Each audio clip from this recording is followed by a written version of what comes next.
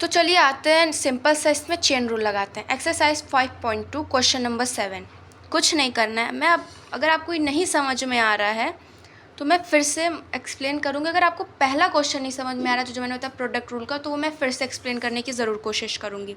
तो मैं इसको छोटे छोटे पार्ट्स में कर देती हूँ कि किसका डिफ्रेंशिएशन करना है, तब आप समझेंगे। तो देखिए यहाँ पर हमें दे रखा है 1, फिर हमें यहाँ पर एक ब्रैकेट अंडर रूट दे रखा है 2, फिर हमें कॉट एक्स पर स्क्वायर दे रखा है 3, फिर अब हमें ये दे रखा है 4।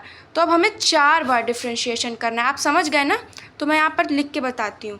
पहले हमें दे रखा है 2, फिर under root cot x square दे रखा हुआ है, फिर हमें कॉट एक्स स्क्वायर दे रखा हुआ है, अब हमें दे रखा है एक्स स्क्वायर। अब आप इससे क्या समझ रहे हैं? पहले हमें इसका डिफ्रेंशिएशन करना है, फिर इसका करना है, फिर इसका। मैंने एक एक पार्ट लिया है। पहले मैंने एक नंबर लिया, फिर मैंने अंडर रूट लिया, फिर मैंने एक नंबर मतलब मैंने ट्रिग्नोमेट्री ली, फिर मैंने एक डिफ्रेंशिएशन के फॉर्म में एक्स स्क्वायर वेरिएबल फॉर्म लिया। समझ गए ना आप?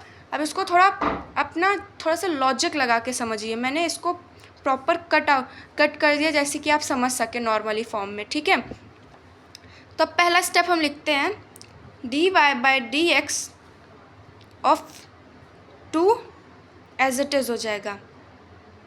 ठीक है, और फिर अब हम लिखेंगे यहाँ पे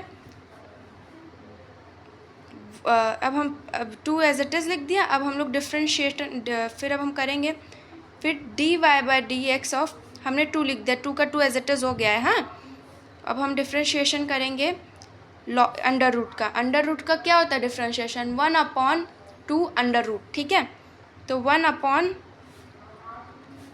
लिखेंगे, अंडर रूट में जो है वो लिख देंगे कॉट एक्स स्क्वायर। ठीक है, अब d y d x of, अब हम करने जा रहे हैं कॉट एक्स स्क्वायर का डिफ्रेंशिएशन। कॉट एक्स स्क्वायर का क्या होता है? माइनस का कॉस स्क्वायर और x square as it is लिख देंगे। अब हम डिफ्रेंशिएशन करने जा रहे हैं एक्स स्क्वायर का। तो एक्स स्क्वायर का डिफ्रेंशिएशन आपको पता होगा, एक्स की पावर एन वाला डिफ्रेंशिएशन का फॉर्मूला लगाना है, तो 2x हो जाएगा। अब हम लोग इसको चुपे चाप ये सारा हटा के लिख लेते हैं। 1/2 under root cot x square, bracket लेकिन लगाना ज़रूरी है, bracket should be must.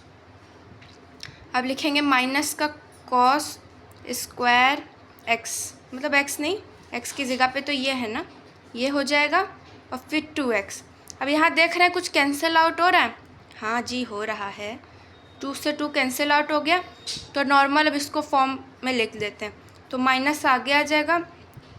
2x छोटा सा बच्चा है तो उसको आगे कर देते हैं, क्योंकि हाइट में छोटा है तो लाइन में आगे आ जाएगा। अब हम लिखेंगे कॉसेक स्क्वायर एक्स स्क्वायर। अगर मैंने कॉस बोला होगा तो सॉरी, यहाँ कॉसेक स्क्वायर है। और फिर अब लिखेंगे अंडर रूट कॉट एक्स का होल स्क्वायर। तो ये आपका प्रॉपर आंसर हो गया, एनसीईआरटी से मैच करता हो। अगर आपको ये समझ में आए वेल एंड गुड, नहीं समझ में आए तो ये मेरी प्रॉब्लम नहीं है।